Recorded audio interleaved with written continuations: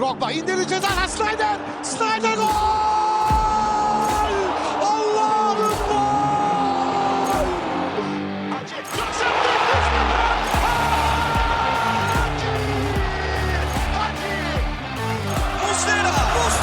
Muslera! Fernando Muslera! Golün adı Muslera! Sarıyoglu, Drogba! This is incredible! Hello. Welcome to Lions Den, a Galatasaray podcast done by the community for the community. I am your host, Emre, and today we will be talking about the Bayern Munich and, unfortunately, the Hatay game, which both ended in a 2-1 loss for Galatasaray. You know, we say we do this for the community, but I'm sure the community is pretty upset these days. Joining me in being upset is my two co-hosts, John from Canada. How are you? Good to have you back, brother. What's up, man? Glad to be back to, maybe one eventful game. I don't know what to call the game today, but we'll talk about that. But glad to be back in the booth, back in the studio, $1 billion studio. Explain your studio that like you explained to us. What kind of setup you got? So I know we do things the right way at the Lions Den here. Nothing but the best. All right. So I'm not sitting in my usual place. I'm somewhere else. I'm in Nova Scotia actually, but I have my mic and my computer, but no, boom arm or mic stand or anything. So I have my mic sitting on top of two laptops, and then on top of the laptops, there's 3 boxes of pasta stacked, and my mic on top of that. So the ghetto setup. You love to see it. Yeah, so I got the three boxes of macaroni holding up the mic right now. So hopefully, if I'm trying not to move, because if I move, you're gonna hear some macaroni moving around in the box, and the mic's gonna pick that up. So if you hear that, just know that's what it is. All right. Noted. And the other one that's with us, the GOAT himself, Yasin, with his green shed. GreenShedYasin the boy. How are you? Good, man. Enough with the green shed, though. This is not 3 weeks in a row. People want to hear about something new. Unfortunately, there really is not much new to talk about. I am sad, just like you. It's very un-Galatasaray-like to head into a podcast with 2 losses to talk about, but here we are.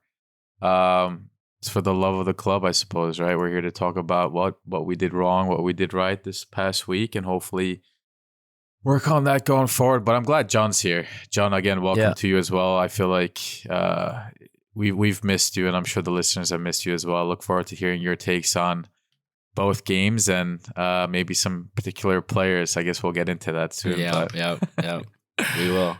Yeah, no, not a lot has happened in terms of news. I don't know if you guys have anything to add about that, but usually we have a lot of news, and that's where Summit comes in, but he's not here today. So in different fashion, why don't we just get straight into the good, juicy, meaty stuff, right? Talk about the Bayern Munich game that just passed.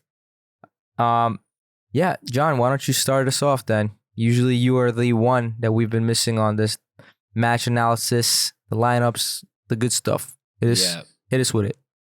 I will. So I'm going to get into the lineup, some stats, and then maybe we'll just sort of brush over, the match, and we'll sort of go back and forth on it. So our starting 11, we had Muslera, of course, in goal, who actually, I say of course, but there was a question mark over him after getting injured in the previous game. So he picked up an injury, but he did return for the Bayern match.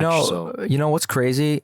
Mm-hmm. I don't know how our team doctor does it. Was it Yener Ince, his name? Mm-hmm. Bro, I don't understand how our players are playing after these freaking injuries. You'd expect them to be out for at least a month or two. But here we have Icardi and Muslera playing. This guy has like the magic serum or something, bro. Have you ever watched Rocky IV? A long time ago. So in Rocky IV, right? There's so Rocky fights this guy Ivan Drago, this Russian guy, and basically his doctor, he takes out this needle that's like the size of my forearm, and starts pumping him up with all of this bullshit. So maybe that's what's going on. No, not steroids. Just kidding. But he does have some magic sauce. Maybe I don't know what he's Kind of doing, crazy if you think about it. It is. I personally thought Muslera was going to be done. Like, I didn't think he was going to play. I kind of just accepted that because he's getting older, right? Like, when I see him pick up an injury, I think, my first thought is shit. Like, he might be out for a little while. So I was happy and surprised to see him he's like return. 38, and we had Gunai, who definitely did not look good when he played in his place. So everyone was shitting bricks. Exactly. When Muslera got injured, and of course our next game was Bayern. Of course. Couldn't be any other game. Had to be Bayern away. That's right. So we had Muslera in goal. We had Angelino, Abdulkarim, Davidson Sanchez, Sasha Boy as our backline. Lucas Torreira, Khan, Zaha, Kerem, Ziyech, and Icardi. So Ziyech starting against Bayern, and Kazımcan out after what I thought was a disaster class that he put in the first game against Bayern. That's another story, though. Like Yasin mentioned, it finished 2-1 for Bayern, which kind of doesn't tell the whole story, I feel. We had Harry Kane that scored 2 late goals in the 80th and 86th minute. We had a surprise goal scorer in Bakambu in, I believe it was stoppage time, that put us on the board, gave us a little sprinkle of hope that, couldn't really amount to anything, unfortunately. But the match finished with 62% possession for Bayern. Bayern had 2.57 XG. According to FotMob, where I'm getting these stats, we had 0.65, which I don't know how accurate that is. It's not. Yeah, I'd have to cross-reference that, but that doesn't sound correct. But that's where I'm getting the stats from for this match. Shots apparently 16-6 for Bayern. And I think, I think everyone would sort of agree, like, over these last 2 games against Bayern, somewhere in the mix, somewhere in there was a result for us. Whether it was a win, a draw, like, I don't know, maybe it was the first game, maybe it was the second game, but I think somewhere in there was a result that we deserved and we couldn't get it, and I've been talking about this over and over, not on the podcast, just in private, but guys, for 30 seconds, we celebrated Lucas Torreira putting Galatasaray up 1-0 away to Bayern. Bro, I don't know how you guys felt. I thought that, like, I blacked out. I swear to God. I didn't even know where I was. I swear to God, I was just going insane. And then they took it away from us. And bro, I lost my voice for no reason. Yeah, dude. Wallah, it feels like a fever dream or something. Like, it feels like it didn't even happen, but I actually lived it. I was just on cloud 9. And it was offside. The play that started sort of with Icardi, it was offside. But like I said, I'm sure you guys feel the same. But I think there was a result here for us. Like, one of these games were for the taking. Whether it was 3 points or 1, something was here, and we just couldn't do it. Mm-hmm. I completely agree. Just to touch on that result section of it, the first game especially, I think we were all quite upset knowing that we could have very easily finished that game in the first half alone, right? We had so many chances. This time we went to Bayern Munich, a team that hasn't lost in the Champions League at home in God knows how many games. Since 2013. 2013. That's 10 years. 10 years they haven't lost at home, and we could have done it. I mean, look, heading into this game, I didn't have many hopes. I don't know about you guys. I thought, look, a tie would be great. But I just want to see the boys fight it out there. They saw what we did to Bayern Munich at home last time.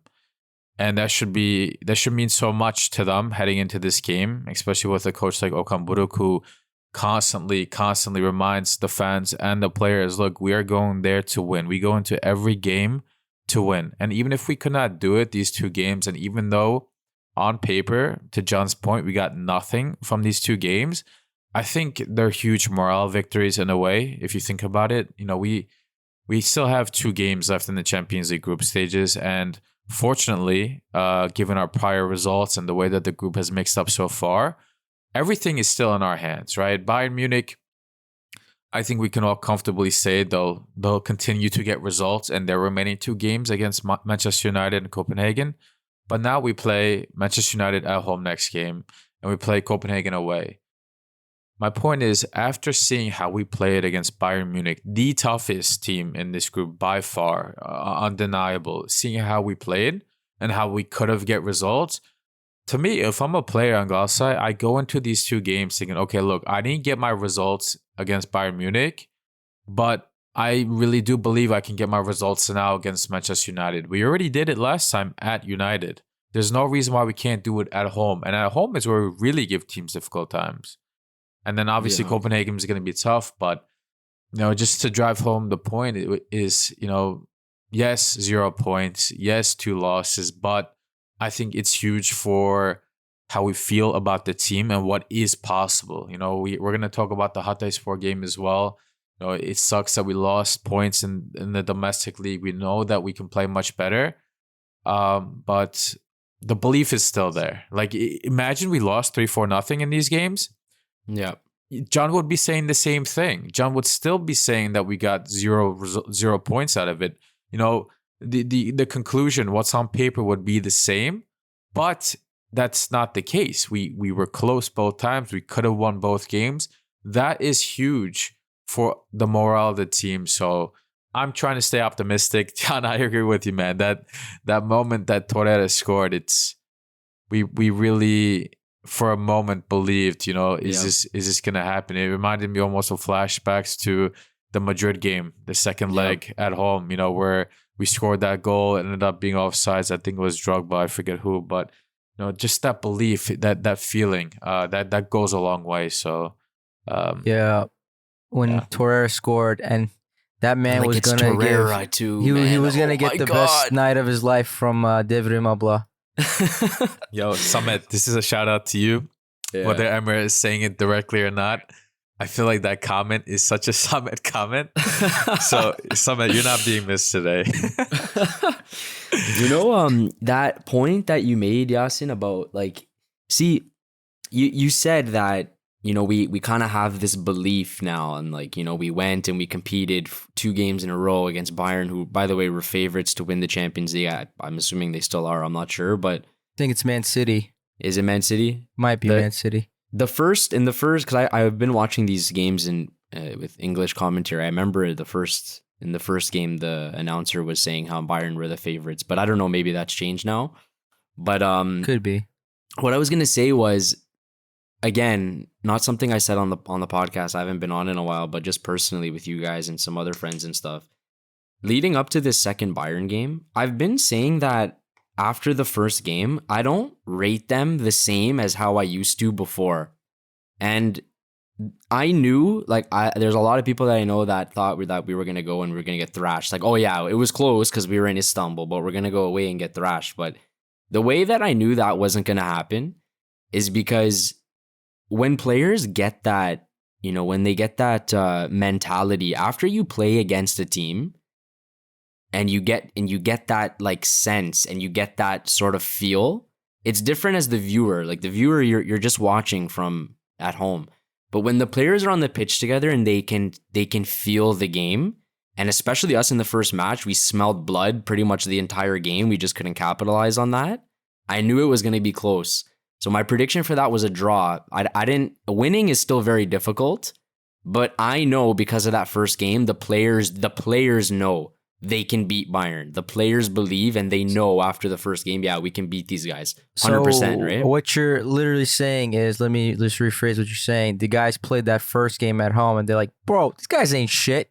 It's literally what you're saying. And that gave them the confidence to play head to head with Bayern away, right? Is that what you're saying? Well, the first game that we played, Okan Buruk was very brave. Like, he played a really ballsy game, really ballsy against Bayern Munich, and it worked. Almost paid off. It worked.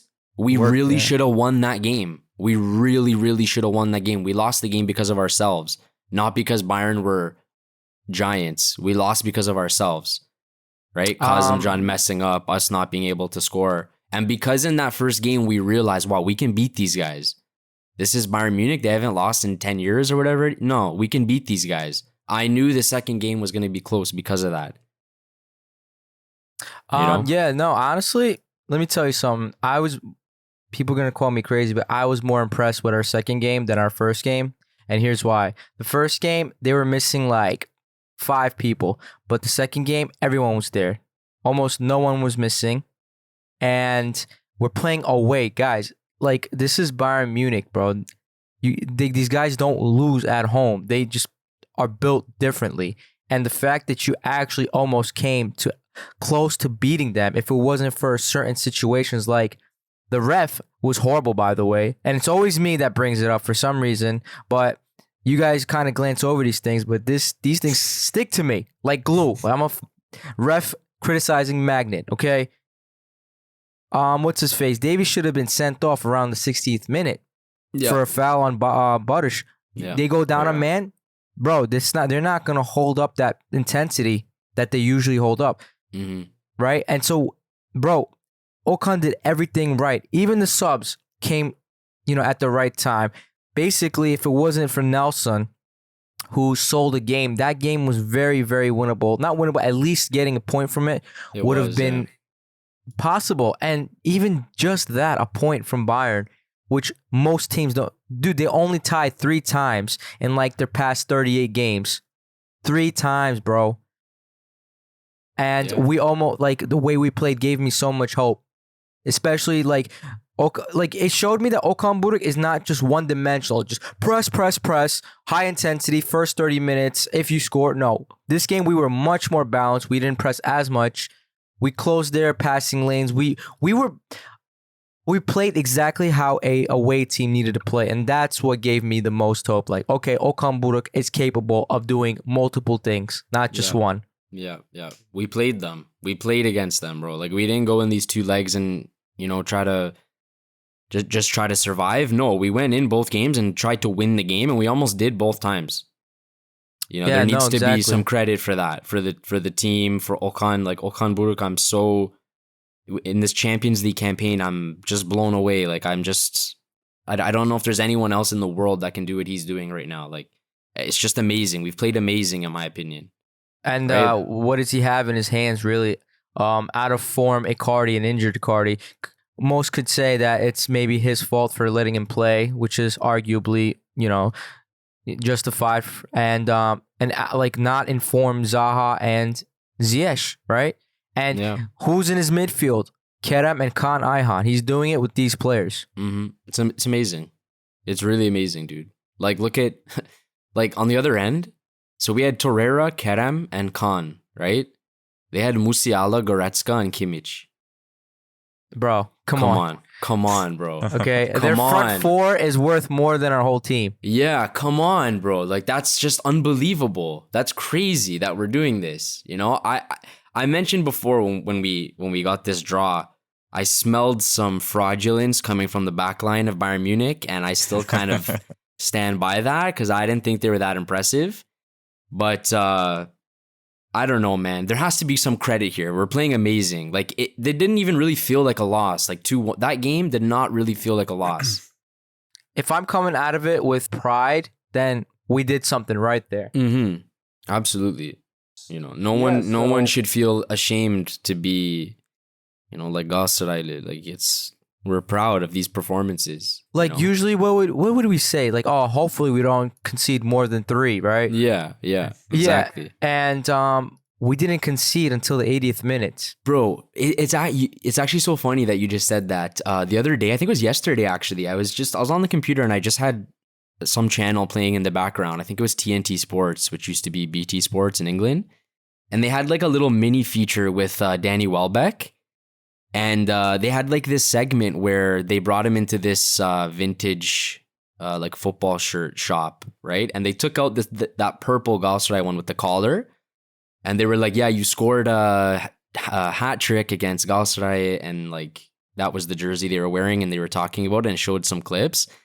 And it's like, bro, I was just thinking, embarrassing. Like, Danny Welbeck shredded us apart, bro. He chewed us up, spit us out, and stomped all over us.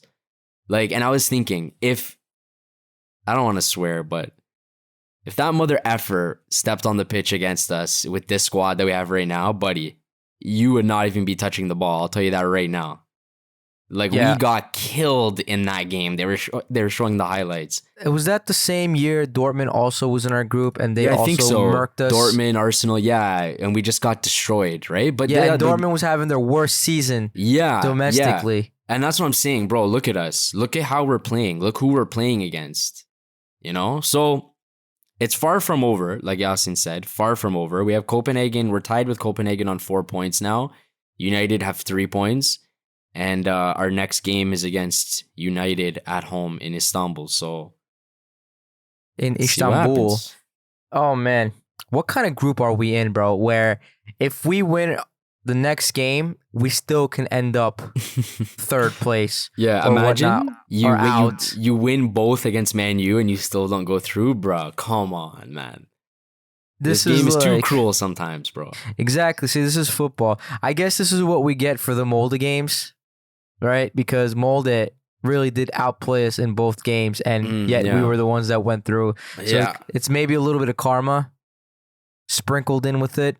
But again, okay, that's 2 games. We got unlucky 2 games. Let's win our next 2 games. But damn it, I don't know. It's kind of a crazy thing to see how far Galatasaray came from just being 13th place to being able to do this, right? Yeah.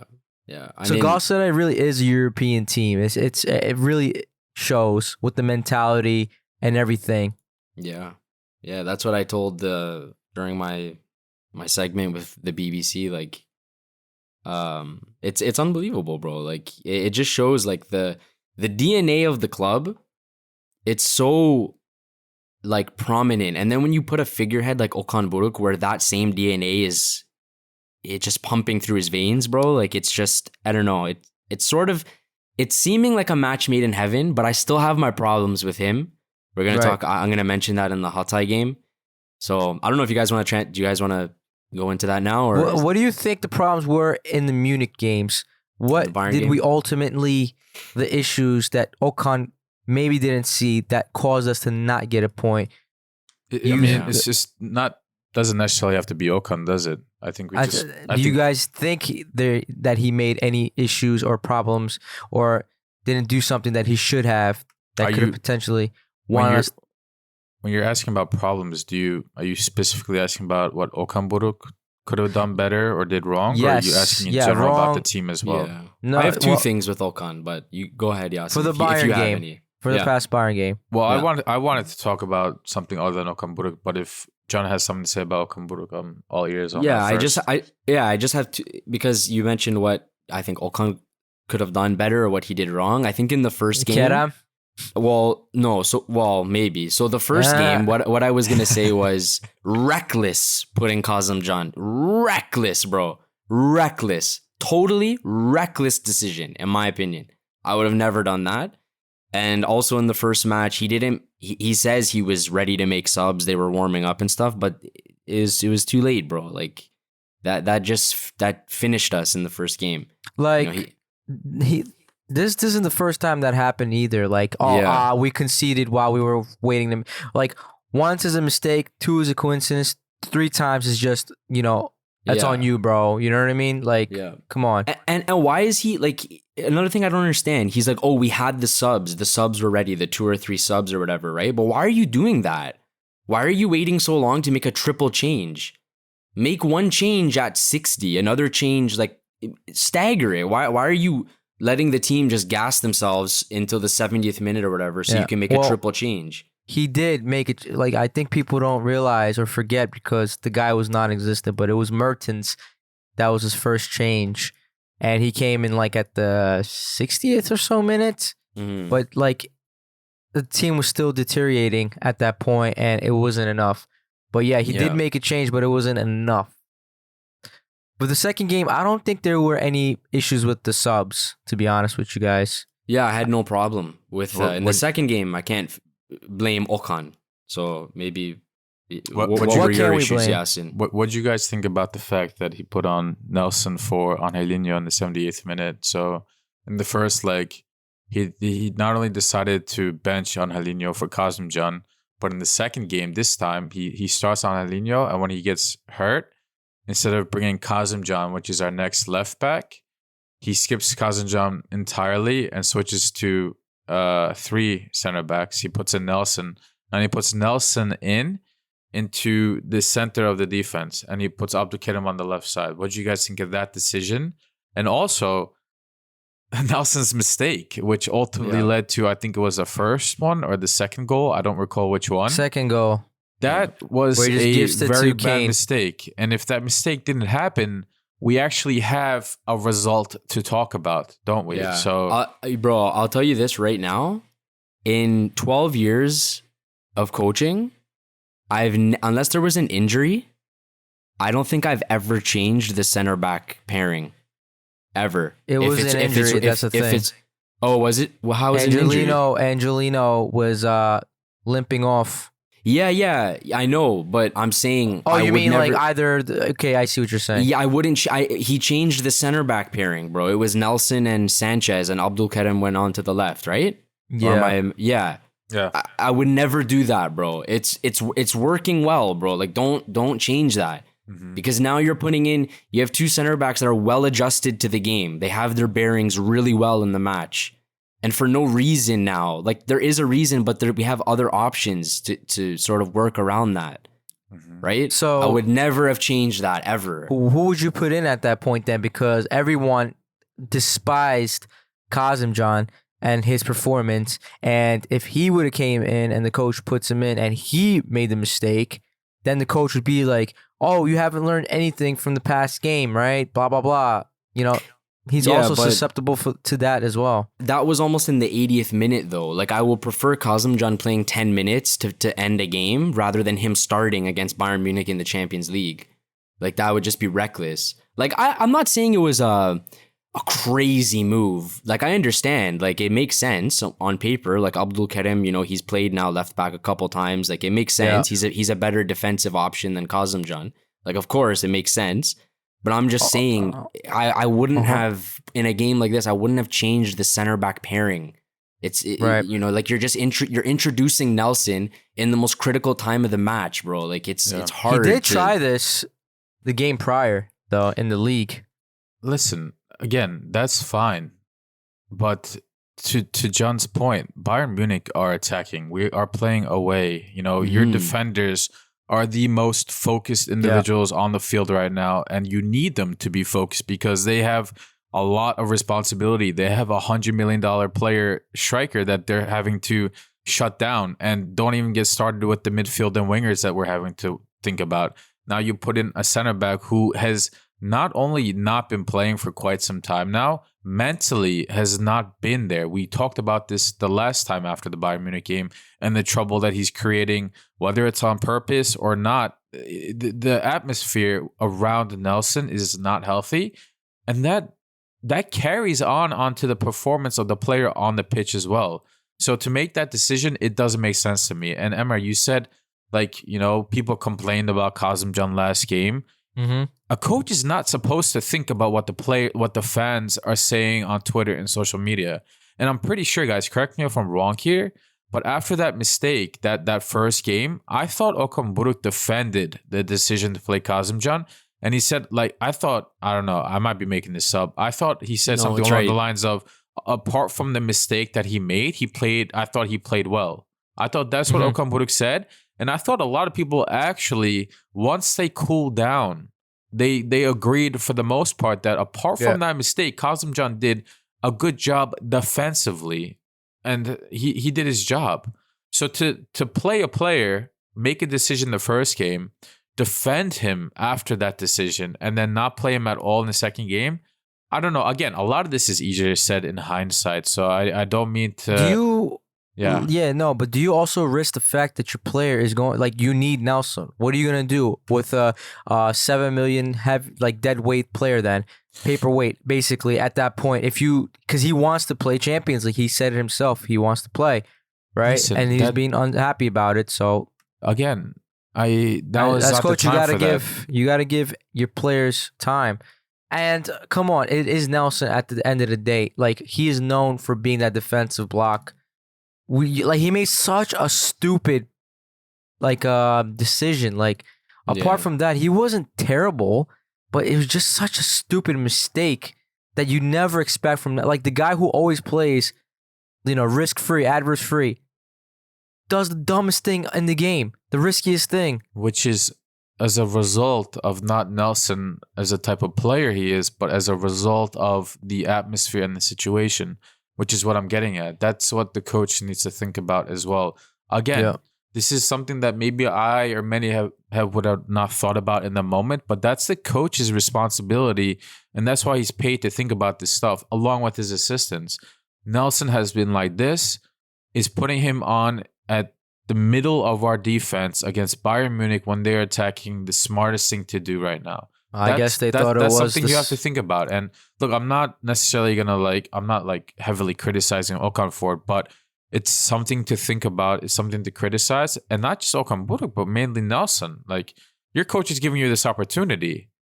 You're getting on the pitch to secure a tie, to secure a point, to potentially tell the coach that I should be playing over Nelson or over Sanchez or Abdulkarim, and you make that mistake. That's on you too now, Nelson. Like, you can't be making that mistake. Again, mistakes happen, but it's unfortunate. That, and I want to, before we move on to Hatay, our finishing is, Yeah, I was gonna bring that up. Like, that is the biggest issue. And that's not necessarily on Okan Buruk. That's why I wanted to clarify your question before. Are you asking for criticism on Okan Buruk or also the team? Because the team right now Could be both. deserves criticism for the finishing, and maybe this ties to Okan Buruk and the way that he puts the players on the pitch and he prepares them. At the end of the day, I think the coach is always responsible for what we see on the pitch and off the pitch. But the players have to take a little bit more responsibility in their focus in the minutes, the moments that really count the most. Because sometimes for certain players, we're seeing it too often, consistently. It's getting to a point where it's unacceptable. It doesn't matter what you did for me and the team the last year or 2 years. It doesn't matter how many assists you have, how many goals you have. If you're consistently in a short period of time when it really matters, not finishing easy chances, it needs to be talked about. I don't know what we should do because of it, but it's just really disappointing because, we talked about how much pride we have over these two games. The difference was ultimately finishing when you need to. That's what Harry Kane did both games. He's a striker. He finished it, right? Like, that's what we need to do as well. And if we did that when we needed to, even half the time we had chances, we could have been talking about 2 points or 6 points or 4 points. It's unfortunate, and I hope that changes.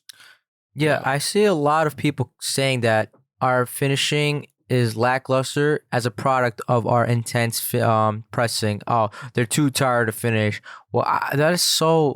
I don't agree with that because... No, that makes no sense. We are not the only team on the planet that does a lot of pressing, okay? And I don't see any of us... do you guys know a team that misses as much as we do? Bro, we were the third team in the Champions League that got the most positions. So first was Man City, second was Bayern, and third was us, right? So clearly we're doing something right position-wise. We're getting into those positions, but we're just not finishing. And what did I say about the transfers that we made? I said it is really risky to make this many free transfers on players that are not like they're not proven right now. Like Ziyech on the downfall. Zaha without a team, also was injured when he came. Tete also was not doing great. That's why nobody really wanted him other than Fenerbahce. Okay? And these three players aren't really showing up. To be quite honest, I kind of rate Ziyech. I do see him come up a little bit, but Zaha is just not the Zaha we expect. And both of these players are not finishing. And another player, I hate to say it, that's not anywhere near his usual form is Icardi. He's missing way too many that you expect him to bury. Sometimes it's hard, okay, I get it, but there's a lot of positions where you expect him to just bury it because they're simple. And he's just missing. If you're injured, Babak, sit down. You don't have to play every game. Maybe you're causing more harm than good at this point. this whole finishing thing, man, like I don't even know where to start, dude. Like it's becoming too. such. Yeah, well, Especially Kerem. give me a minute here, but I don't know. Like really, that's the only difference between us and Bayern Munich. Really, that's the only difference between us. When they get their chances, they bury them. When we get our chances, we're sending it into outer space, right? That's the only difference. That's why they beat us twice. That's the only difference, right?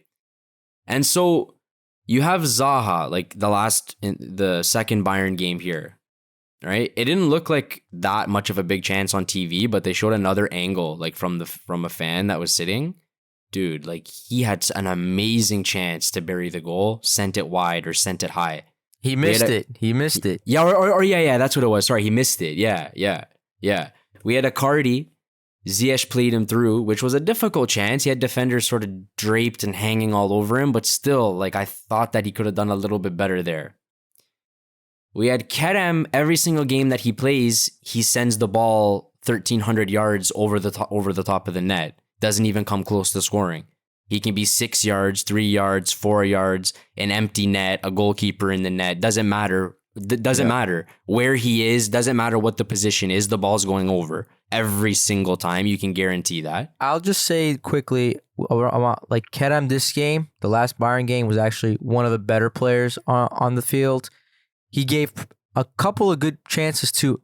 I remember Ziyech, he gave him a nice ball, and Ziyech just, instead of just hitting it one time, why are you trying to control the ball in the box? Yeah. You know they're going to try to take it from you immediately.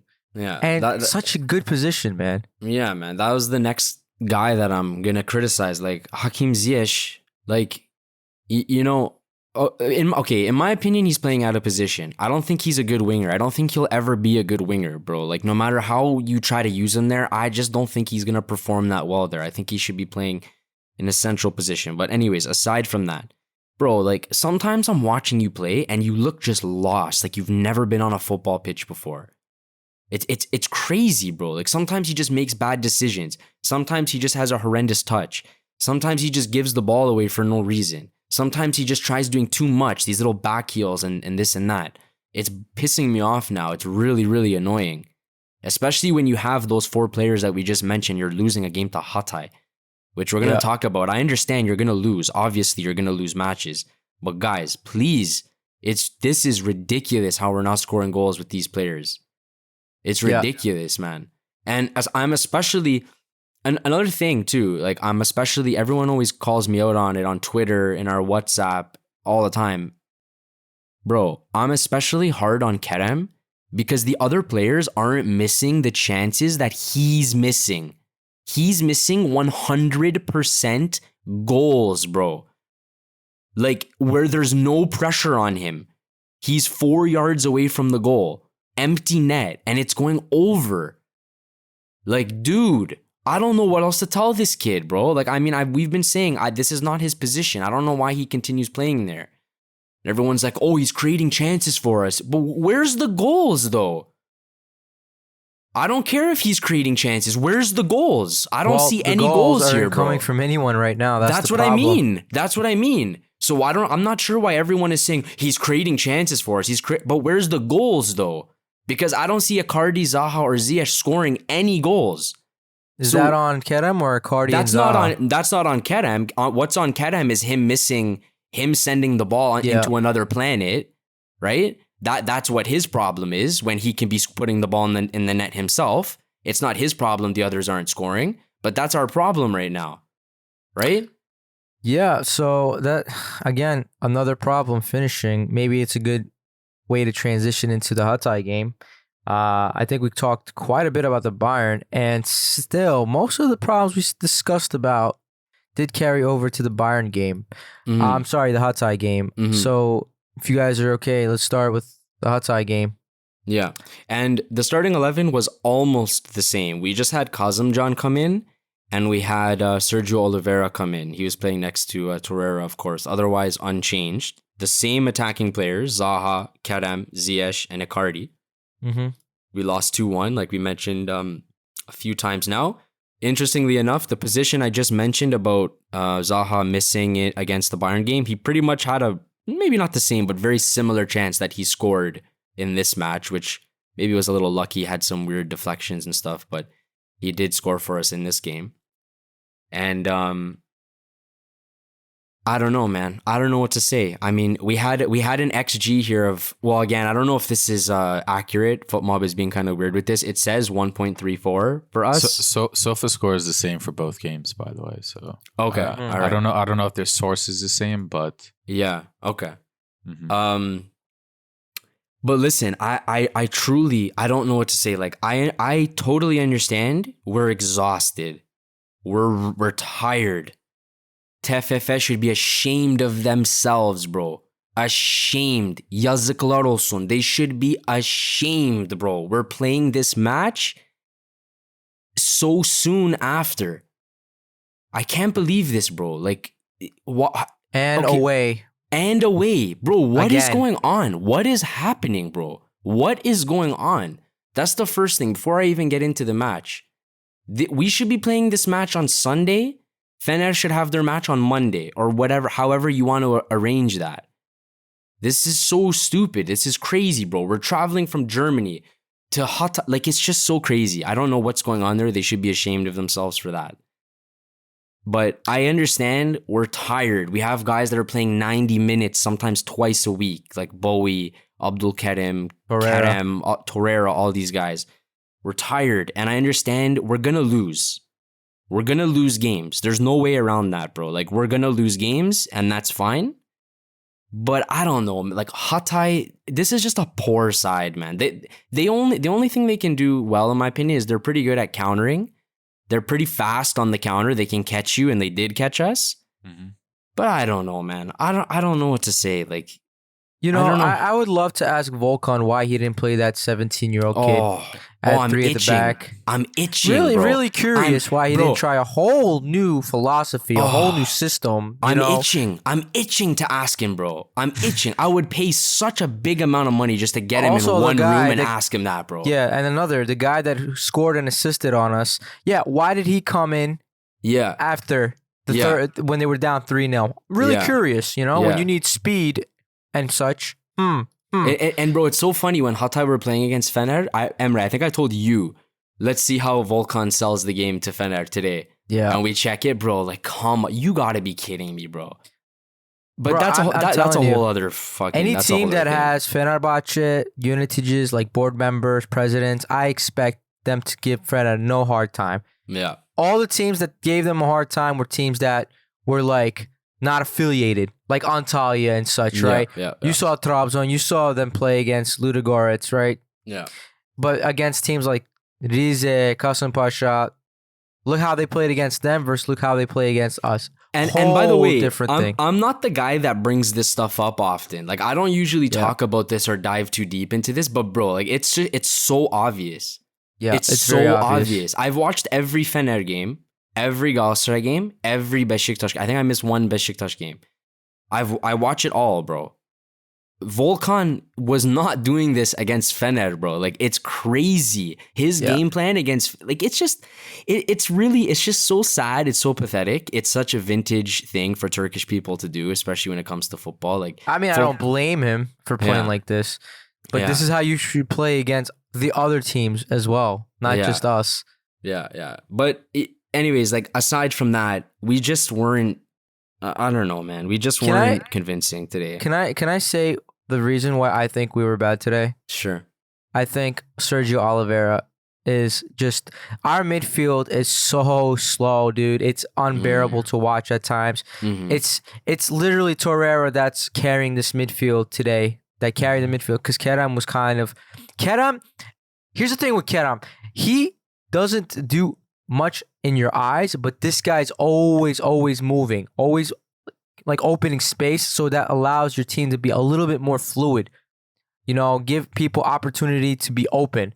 After Kerem left, you saw that was kind of gone. We were even worse when he got off, in my opinion.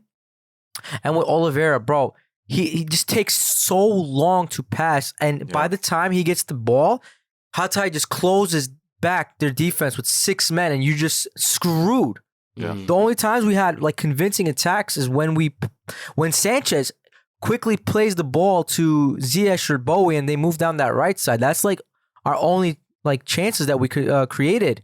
And then our left wing was completely non-existent, bro. Kazımcan is just not it, man. Just play on Angelino. I understand you want to win Kazımcan. You want to win all your players. That's why you're rotating, trying to play them, give them game time.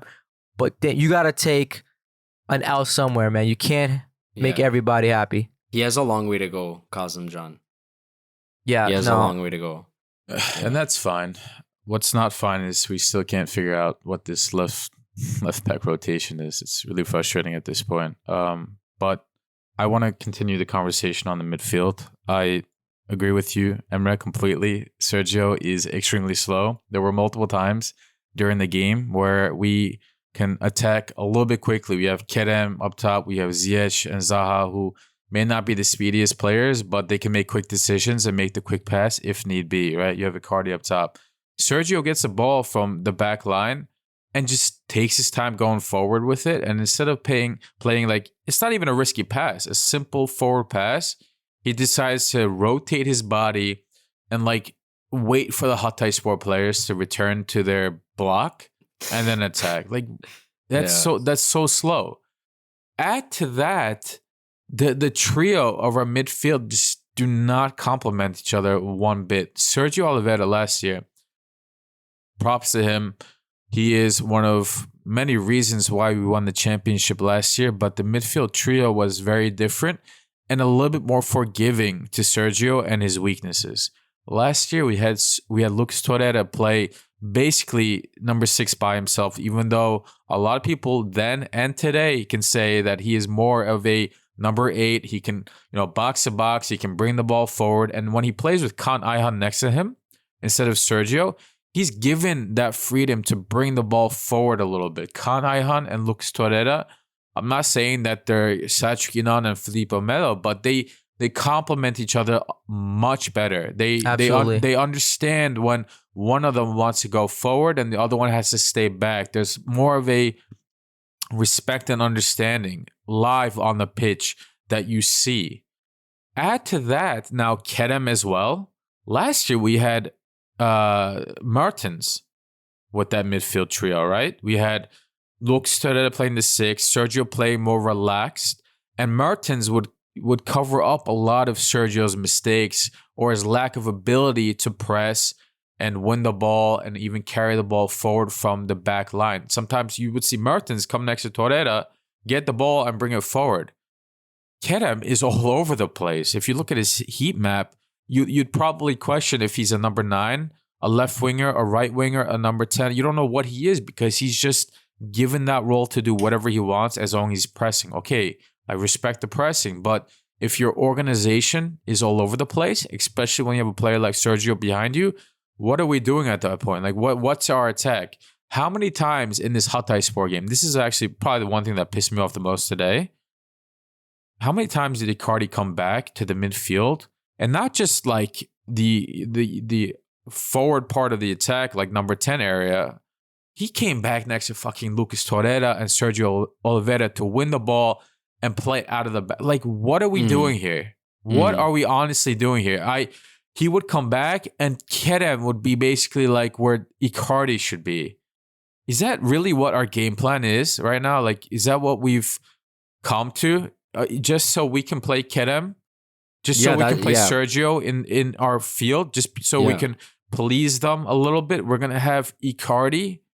Not only now is Icardi playing out of position, he's playing injured out of position. I'd rather not play him at all. If you're going to play Icardi, if he's going to make a sacrifice for this team, it's because of what he can offer in the attack. It's what he can offer when he gets the ball. He's not even getting the ball. We're counting on penalties. Issue. We're counting on penalties, and the one goal we scored today was because their goalie made a horrendous mistake, and Zaha thankfully capitalized on it. Otherwise, we lost 2-0 today. Yeah. Is that acceptable? Like, what are we doing? We're putting our players at risk. We're attempting to rest some players. Meanwhile, we shouldn't be. There's a national break. Just push through one more game. Exactly. Yeah, that's what I'm saying. that bothered me so much today more than the actual fact that we lost today. Like the way that we lost is truly unacceptable. And thank God we do have international break. So Okan Buruk can talk to who he needs to. He can listen to the Lions Den podcast. Whatever he needs to do to get it to work. I don't know. He needs to listen to these pro analyses from these chads. Totally joking, guys. You know, we are definitely not analysts by any means. Joking, not joking. John is a coach. He's licensed. He's been doing it for a while. So, you know, we listen to him for his advice most of the time, but the rest of us are definitely not certified. So just quick disclaimer before anybody claims otherwise. But Speak for yourself, Yasin. I'm sorry. Okay. Are you a coach? I didn't know that. Yeah, I am a professional FIFA manager coach. Okay. Okay. Jokes aside, lads. I don't think we played that bad. Okay, look. First half, I think we did just fine for a team that was tired and playing away with 2 days rest. I think we found a couple of good positions that we just couldn't capitalize on. For example, Icardi had an amazing chance that Kerem just laid off to him. Again, here we go. Kerem could have had multiple assists these past couple of weeks if we could just finish our chances. But here we are. No goal scored from him for 3 weeks. Remember when I said that it might be an issue? The longer he goes. And I think this goes for anybody. The longer you go on a drought, the more it's going to affect you mentally. Even if you're caught. I don't care who you are. It will affect you if you go on a scoring drought.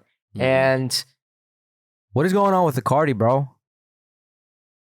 What do you guys think is going on? Like, he didn't get a lot of service, but he does get those chances. And when he usually does, what did I say? He usually scores one chance out of 3. He got like maybe 2, 3 this game. And he's not finishing them, man. I think... Yeah, go ahead, Emre. No, finish your thought. Go ahead. I was going to talk about the left wing with Zaha, but before I move on to that, go ahead. Yeah, I think there's a few things going wrong here with Icardi. First of all, like you guys mentioned, he picked up some type of injury. Yeah. Some type of injury. I don't think we know what the extent of this injury is. Only the medical staff and the coach is going to know. I don't know. I don't know if it's not that serious. I would like to think if it is a serious injury, they wouldn't be risking his career, maybe his career, who knows, but risking his season like this. I'd really like to think that, you know, especially last year when he picked up an injury, he missed 3-4 games, one against Fenerbahce, no problem. He came in at the end of the Fener game, right? So I'd like to think if this was a serious injury, he wouldn't be starting the match against Hatay, right? So whether he's very injured or not that injured, he was injured, right? He's in a bad, he's gone through a bad patch of form now, which, like you said, just builds and builds and builds and builds and builds until you can finally break out of it, right? Yeah. That's very difficult. Every game that passes, a little more pressure gets piled on top of you, right? That's the nature of the game. And the third thing is he's getting chances, but it's not like we're feeding him the ball in threatening areas all game long, because that's not happening. That's just simply not happening. He had one good chance today where he kind of missed the ball or like scuffed the ball. That probably should have been a goal, right? But he's not getting the best service, right? It's not like every single game he's in 5-6 positions where you know that he's going to score and then somehow he just misses it. It goes high, it goes wide, the keeper saves it, he scuffs the ball, whatever the chance is, right? And that's got to be frustrating for him as well. Yeah. Right? Which you can see him getting antsy, checking in so deep into the midfield, like trying to get involved in the play. He's not getting the ball. Yeah. Right? John, yeah. You know what it's like? I don't understand why he just won't sit out for just 1 or 2 games. It's like, you know what he reminds me of? He reminds me of that overly protective mom who thinks that if he does, like, she's not there all the time, that we're going to struggle or something bad's going to happen. They have to be there all the time. Like, no, bro, let Bakambu play. You can sit 1 game, 2 games, rest. Yeah. Get your health back. We need you. You know, it's either he's lying about the injury. It's either he's lying and telling the coaching staff and the medical staff that he can play and it's not a big deal, It's either that or he's refusing to, which shouldn't even be a possibility, by the way. He's refusing to take a break, right? Which shouldn't be a possibility because he's not the coach of the team, right? So I think I don't know if he's just downplaying and lying it. Players have been known to do that many times in the past. Many times. Downplaying an injury. Yeah, right? Especially a player like Icardi. You know, Icardi is not here for a holiday or for a paycheck like a lot of people thought initially. Like, we've grown so far beyond that. He wants to succeed here. You know, it seems like Galatasaray to succeed. He does, especially against Bayern, bro. He's not going to tell the club he can't play. Like, that's never going to happen, right? Yeah. So one of those things is going on. If somehow it's the second thing, then shame on Okan Buruk, because there's no player in the world that should be doing that to you. Like, you have to have some balls, right? Well, he's benched him before, like you said, for that that's what I Fenerbahce mean. game. That's what I mean, bro. So something's not adding up here. Something's not adding up, bro, because it was no problem. He got injured last season. Huge game against Fener, bro. Massive match, because that's when they were still doing pretty well, right? So, dude, he benched him, no problem. And the 3 games before that, no problem. So something's not adding up here, bro. You know? Like, what's the difference? I think maybe it's Icardi downplaying the injury. You know? I mean, they can check that through MRIs and everything. So, yeah, I don't know. to see if he's lying or if it's really that bad. I don't know. Yeah, so Icardi is one thing that we needed to really put out there. Another one is, man, I don't know if Zaha is going to... Look, he's scoring the goals. He saved us last game. But again, there's like almost no cohesion on the left wing. Like you see it with Bowie and Ziyech. Like, you can see that there is chemistry there. Like, it will work eventually. Ziyech is getting there. Every game I see him, like, yes, he's not doing what we expect the usual Ziyech to do, but I see it coming into fruition slowly but steadily. But with Zaha, it's just, I think it's not Zaha's fault completely. I think it's a product of the left backs completely changing nonstop, right? Mm-hmm. I hear a lot of people say Rashica was only Rashica because Bowie made him Rashica, right? So maybe like everyone can get along with Bowie. Bowie, again, he's such an important asset for us. Gotta reiterate that, along with Torreira, who I thought was the best player today for us. Yeah. Sorry, you know one other thing I forgot to mention. So Ziyech speaks French, right? Oh yeah, they get along. Yeah. They will get along. So imagine this, okay? So in order for this, what I'm about to say, in order for this to work, we will need to surgically remove the chocolate bar from Ndombele's hand, because he's clearly not letting go of it. The guy cannot stop eating for a second. Yeah. But we could have such a lovely right-hand side between Ndombele, Bowie, and Ziyech, right? Mm-hmm. And it would be amazing. It would be, dude, it would be amazing. It would be amazing. Like, that's just, and doesn't Mertens play? Or sorry, Mertens speaks French too, right? Yeah. So imagine, I know we have the foreign limit, but imagine if we had Mertens playing in the position that he played when we won the league last year, right? For some reason, now Kerem is playing there, which nobody knows why that's happening. You know why? Because you got Zaha and you can't play Zaha anywhere else, because left wing is where he's most comfortable. And you paid so much money. Let's just put it out there. You can't afford to lose Zaha, because he has a temper. Zaha has such a temper. And the minute you lose him, that's when you have problems with the unit team and the board. So why did we get these players? Yeah, like, I'm telling you, curious. we shouldn't have gotten it, because Kerem, okay, he might not be the best finisher, but dude, the kid can assist. He can find Icardi every single time in a game. At least 2-3 times. Meanwhile, Zaha's having such a hard time finding Icardi. Yeah, I don't even think he has found him once yet this game. Yeah, I don't understand it, bro. Like, I don't understand it. I mean, we could have...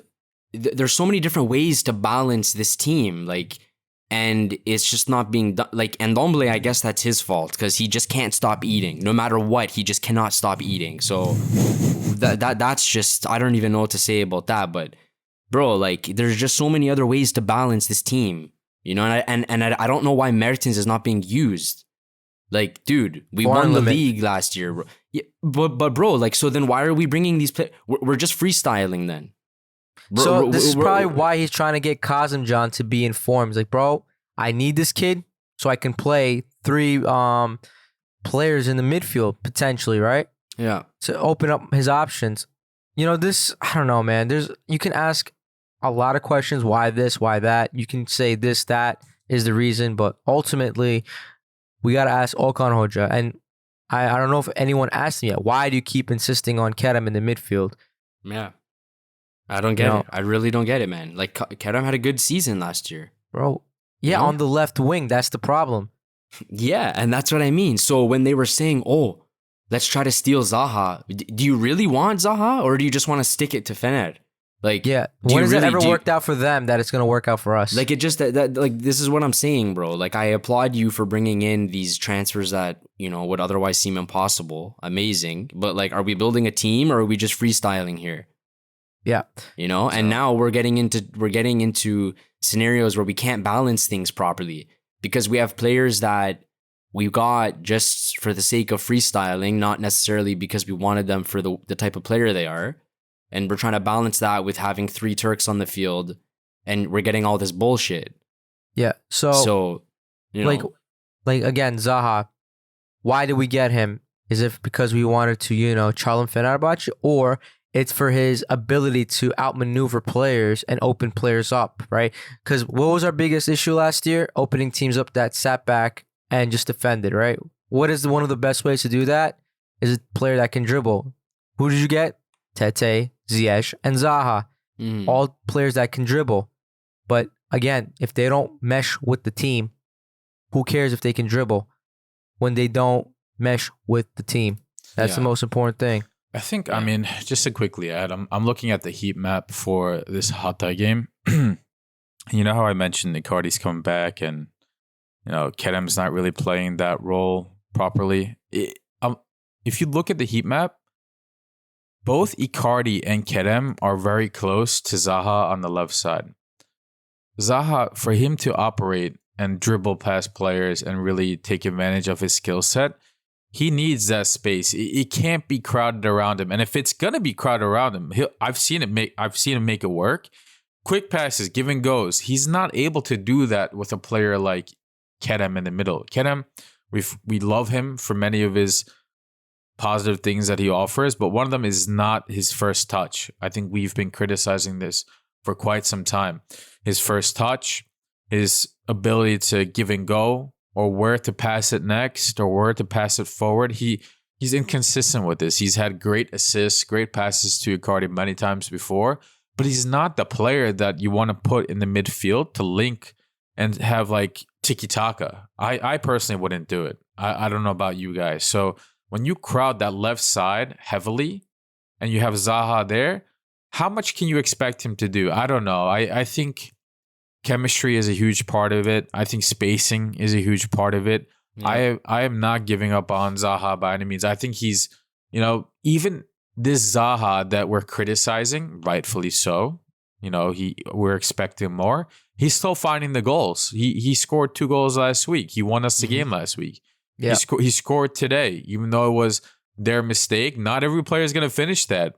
We just had a long conversation about finishing. Do you think Kerem or Icardi would have finished that opportunity today? Maybe, maybe not. Zaha was given one opportunity and he finished it. There's no reason to discuss maybe he would have, maybe he wouldn't have. Zaha was given the opportunity, he finished. Icardi was given the opportunity today. He didn't finish, a much easier chance. Kerem was given the opportunity today, easier chance than Zaha's, in my opinion. He didn't finish that. Zaha did. So I'm going to be especially patient with Zaha. I want us to have proper structure out top first before I can criticize either of the wings. Right now, number 10 seems to be the biggest issue. Do you guys think that we can make Zaha play number 10? Is that something that you guys foresee us trying? Because I don't think we've seen it yet. No. No, right? I didn't. No, I, you have I would Ziyech. say no. I would say no. Ziyech yeah. was your best option there, bro. Or Yeah. Mertens. And the reason why I say that is because I think we can all agree Kerem is better at the left wing than he is in the middle. You know, instead of maybe forcing Kerem to play the 10, do we need to try Zaha in the middle? Because he is, you know, very talented. He can dribble in and around people. He has the strength to hold the ball away from people who are trying to steal from him. He has the ability to make the passes behind defenders. So, I mean, if you just look at his skill set alone and compare it to Kerem, it makes a lot more sense, especially when you consider what Kerem can offer and can't offer in those two positions. I totally get why Okamura wouldn't want to try it. I don't think Zaha has ever necessarily played number 10 before, but he's so skilled compared to some of his teammates and the league where I don't see why we wouldn't want to try it. I don't know. If it seems like we're not organized. That my point is I don't believe we have a structure. And while you're trying to figure out your structure until the transfer window happens and comes, I think it's worth trying something like this, unless Zaha is completely against it and we don't know it. But Yeah. He might be completely against it. he could be. He could be. He's yeah. and I would understand why. He has played left wing all of his life. He's been one of the best left wingers in the Premier League, the best league in the world. If he says I'm playing left wing, there's very little you can say back, no matter who you are as a coach. So, What about Kerem on the right? is Ziyech in the well, middle? Here's the problem with Yeah. that. No, yeah. Kerem on the right, Yeah. Ziyech in the middle. Yeah, exactly. Kerem is right-footed, man. Have you noticed all the shots that he misses is mostly because it comes to his left foot or he's on the left side trying to shoot with his right foot. It's Yeah, an but- issue. Rashica is right-footed too. And he didn't score that often. Yeah, but He assisted. But maybe we don't need Kerem. See, maybe that's the Yeah. problem, bro. Maybe everyone wants Kerem to score 30 goals a season, and he can't do that.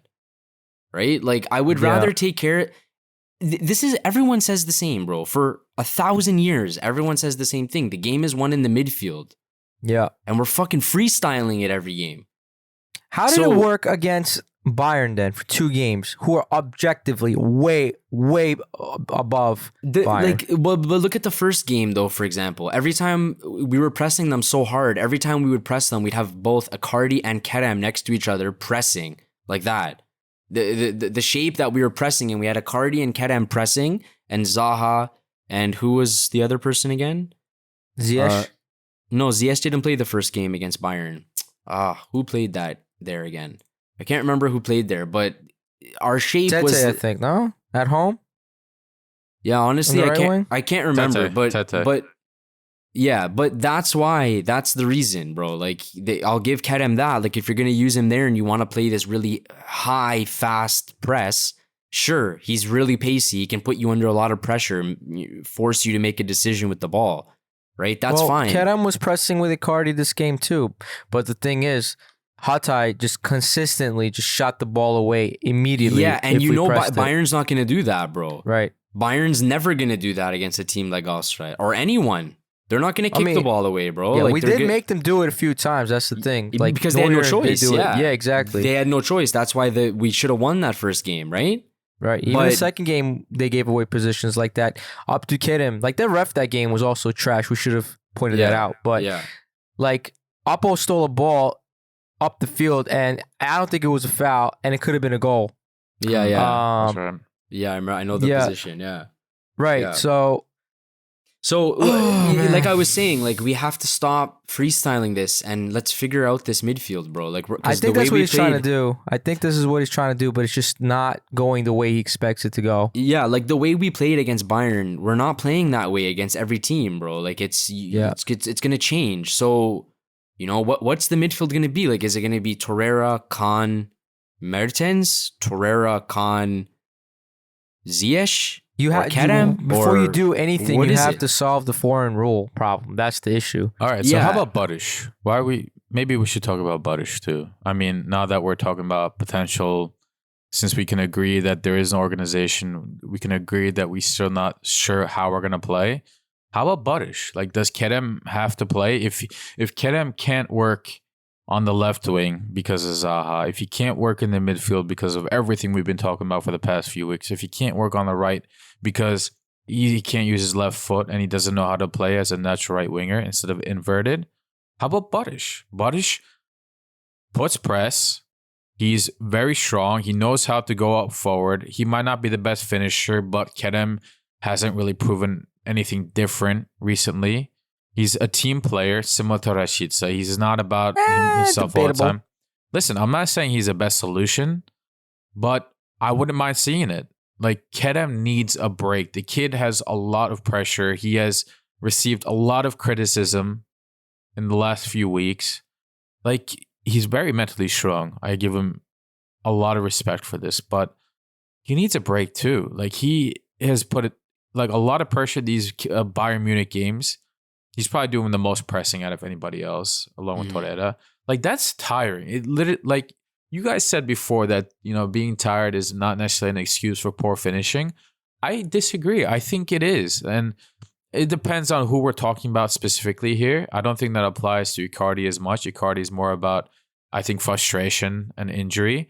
But Kerem is genuinely, I think, tired. Like, he keeps running, but I think that takes away from some of the smaller details on the pitch, you know, and what he's trying to do. I would not mind seeing Badish play. Let's switch it up. Like, this is not working. I don't know. Yeah. Just to clarify, I'm not saying that when you're tired you can't miss, or your shots aren't, like, we all played, and when we're all tired, we do miss. We don't put the ball into the net as easily. But what I was referring to was when we're in like 30 minutes in and we're missing, like the Copenhagen game, the Bayern game. Sure. You know what I mean? Yeah. That's what I'm talking about. Sure. But yeah, I don't think Badish is a player that you play against teams that sit back. But like you said, it might not hurt to try him there. Honestly, what I want to see is a front four of Zaha, Ziyech, Tete, and Icardi. I want to see that front four. All Yabancı front four. Most creative players on our team. I want to see them on the field just once. I don't care if you have to play Kazımcan, Günay. I just want to see those four. I want to see a game where we're just up in the first half by 2 goals. That is the one reason why we just cannot seem to, you know, open the lead with teams. It's always close. You okay with Günay? I mean, listen, if you outscore them, we don't have to use him, though. We can use Khan, Abdulkarim, and Kazımcan. You okay with Kazımcan? Yeah, I suppose. The poor kid's getting injured a lot, too. And today, not the best performance, he has a long way to go. Yeah. I mean, you ask, am I okay with it? Crazy idea. Hear me out here. Hear me out. John, you're also not okay with Kerem, so I hear you. Hear me out. Crazy idea, but hear me out. What if you tried playing Badish on left back? Crazy. Like, why do I say this? I don't know what else to tell you. Bro, this kid has the pace of Sacha Boey. He has the strength of Sacha Boey. He can jump in the air, grab the ball like Sacha Boey. Okay, he might not be as good at passing and crossing, but what do we need? What did I say, Yasin? We just need more Sacha Boeys, right? To make Okan Buruk's system work. You know what's very sad about that, though? That statement you just made? The fact that we're sat here in the 12th fucking round of the league talking saying, about left back. What if we play Badish at left back? Like, bro, are you... what is going on, bro? What's going on? What's happening here, bro? Like, that is insane. Like, look at the players that we've signed. Like, it's an L. I think that's the only L that Okan took regard to transfers is Angelino. To be honest, Angelino wasn't bad on the Bayern game. He's fine for me. I don't think I've ever criticized him, bro. Game, like, actually. Yeah, I don't think I've ever criticized him. He's fine for me. I understand the criticism he gets, but like, dude, he's not that bad. Like how people make it seem, you know. I like his chemistry with Zaha. I think they get along much better. But when I say buy, it's strictly for the foreign rule limit, not because he's better than Angelino. Yeah, and I think during this international break, I think the coaching staff needs to sit down And I think they need to do a few things. I think they have to say, one, how do we want to play? How do we want to play against, it's going to change a little bit here and there depending on who you're playing, like for the league, I mean. Mm-hmm. How do we want to play and what do we want to accomplish? When you figure that out and you set that in stone, you say, what players do we need to make this work? These are the players that we have right now currently. Right. Are there any other players we need in January to make this a reality? And you have to stick with that, bro. Yeah, and stick with that, bro. Stick with that. What is our goal? What are we trying to achieve here? How are we trying to play? What players do we need to make that work? Because we're sat here talking about Baudish at left back, and Kerem has been playing number 10, and all this bullshit is happening, right? And like even today when I'm watching the match, the second, I don't know, maybe the 60th or 70th minute, the second the long balls started coming out, I just went on my phone. I knew that was GG's at that point. I just went on my phone and opened up Instagram, Twitter, and I was just sitting there just swiping through because it's over. It's over, bro. If you need to do that in the 70th minute against Hatay, you're not going to win the game. That's what I was saying. As soon as Kerem came out, that's when we really deteriorated. Like zero creativity. Even though you brought on so many more players onto the field that were attack oriented, what did he do? He took out Kazımcan. And then basically had 3 defenders at the back. Right. And still, we were less creative than when Kerem was on the field. Why? Yeah. Because, again, our midfield is just non-existent, right? Take out Oliveira, put Can in the midfield. Just, bro, do the same thing you did against Bayern. It cannot be any worse. Plus, it's been working for many matches, and they're more, used to playing with each other. Yeah. Torreira is just fucking lost in the midfield, man. He doesn't know what to do. Everyone just keeps giving him the ball. Yeah. And he's like, here, bro, do something with it. You know that meme with the guy who's poking with the stick? Yeah, that's what they're giving it to Torreira. Do something with it, bro. Jesus Christ. I do think that this break is coming at a good time, though. Yeah, it is. I think that this is really... I think that this is going to benefit us if the coaching staff make good use of it. Right? I'm sure they will, bro. Everybody holiday, 2 weeks. Yeah, right? And then we come back and it's just a disaster. Icardi will be rested. Yeah. The guys will be rested. And I know a lot of people are like, drawing out doomsday scenarios right now. But guys, come on. We had by far the worst and the hardest schedule of any team in the league right now. Yeah, it's very difficult. One draw, one loss is not that bad. Yeah. Okay. Definitely. And this is Hatay away after a Bayern Munich game away. So let's not pull the fire alarm just yet and just trust the process. Dude, there's no team. It's very rare to go on a completely unbeaten streak in a league. It's just almost non-existent. Like Man City's not doing that. Even they lose once or twice a season. Right? Yeah. Same with Bayern. It happens. So let's just trust the process. It's not that bad. Even with this scenario, we're still doing okay. Mm-hmm. Yeah. Yeah. And go ahead, Yasin. Go ahead. Yeah, no, I agree that it came at a good time. I agree that this happens to the best of teams. And I'm glad it happened away after such a difficult Bayern Munich game where it was already going to be a tough game regardless of who it is just because of the timing of it and the little break that we had. But it's good to see how we can be exposed and have the coaching team sit down and really talk about what went wrong today and how we can fix that. They have ample amount of time, and it's before the transfer window. It's not against a rival team. Can you imagine we broke down like this and had a bad performance against Fenerbahce or Adana Demirspor or Beşiktaş, these teams that will be the difference of whether you win or lose in the championship. A Hatay game, it's important. I get it, but shit happens. So I agree with that. I'm glad that we got exposed today, and I hope we don't get too stuck up on the potential penalty, because even though I agree with it being a potential penalty, I don't know if we talked about that yet, but I hope that's not the excuse that we have and why we lost today. Yeah. Yeah. I don't know. That penalty decision would have been given to most other teams because it's bro, the guy steps on your foot, and a foul is a foul, man. He stomped A on his foul is a foot, foul. yeah. But I agree with Yasin. It shouldn't be an excuse for how we played today, especially in the second half. It's not an excuse. It was bad. Yeah. But like I said, it'll be better going down the line. I truly believe it. And also, sometimes a loss is the best thing that can happen to you. Sometimes that's the best thing, and that's what your team needs. You know, I've seen it countless amounts of time. Countless. Sometimes a loss is actually a blessing in disguise. And I'm hoping that, we've already qualified for the Euro. I'm hoping Abdul Karim and Karam don't go too hard during, they need some rest here, bro. They're getting really, really worked. So I'm hoping they get some rest, and we're coming back to a home game on the 25th of November against Alanya. So see what can happen here. This could be the start of a good run for us. So yeah, hopefully, man. I'm really looking forward to that game. Yeah. So any predictions for that game? yeah, I'll give a prediction. Alanya, we're at home to Alanya.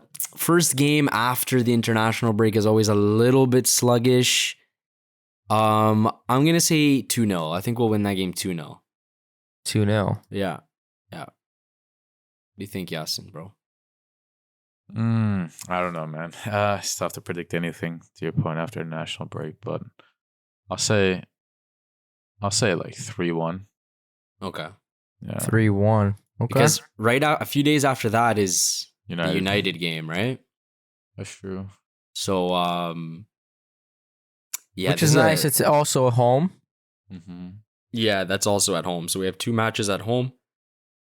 Hopefully it's the a boys tough- can focus, right? I think we experienced that issue last time where we scored, we went ahead, and the boys all kind of just relaxed a little bit and maybe started thinking about the next Champions League game that was a few days ahead. So Yeah. it's good that we experienced that one time so we can look back at it as a bad example and hopefully not do that against Hatayspor. You don't want to lose two matches, or you don't want to lose points 2 times in a row in the Super League. That's really dangerous. That is. We'll see what happens. It's a tough schedule, but I think this loss and the international break, I think it could be good for us. So we'll see what happens. All right. Well, that's all those that listened. We will be going on international breaks ourselves. We appreciate all of you checking into episode 70 of The Lion's Den. You can reach out to us at The Lion's Den GS on Twitter, Instagram.